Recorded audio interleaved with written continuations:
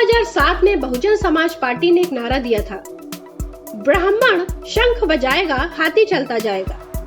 इसी फार्मूले पर मायावती एक बार फिर उत्तर प्रदेश विधानसभा चुनाव में उतरने जा रही हैं। मायावती को 14 साल पुराना फार्मूला फिर याद आ रहा है, इसलिए ब्राह्मणों को रिझाने के लिए बहुजन समाज पार्टी जुट गई है।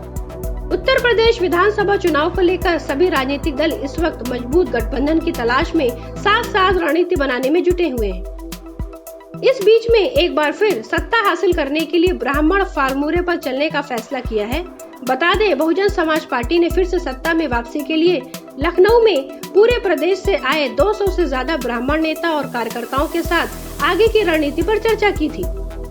ब्राह्मण नेताओं और कार्यकर्ताओं के साथ मंथन के बाद तय किया गया कि बहुजन समाज पार्टी 2007 के फार्मूले पर वापस लौट रही है। वह एक बार फिर दलित, ब्राह्मण, ओबीसी के फार्मूले के साथ साथ 2022 चुनाव में उतरेगी।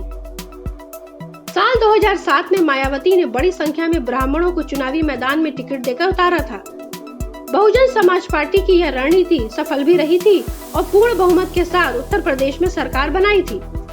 बहुजन समाज पार्टी सुप्रीमो मायावती ने 2007 में उत्तर प्रदेश विधानसभा चुनाव में 30% वोट के साथ 403 में से 206 सीटों के साथ सत्ता हासिल करके देश की राजनीति में तहलका मचा दिया था।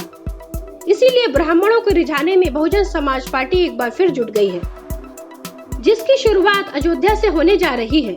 इस सम्मेलन की जिम्मेदारी मायावती ने सतीश चंद्र मिश्रा को दी है। मायावती के आदेश पर सतीश चंद्र मिश्रा अयोध्या पहुँचे।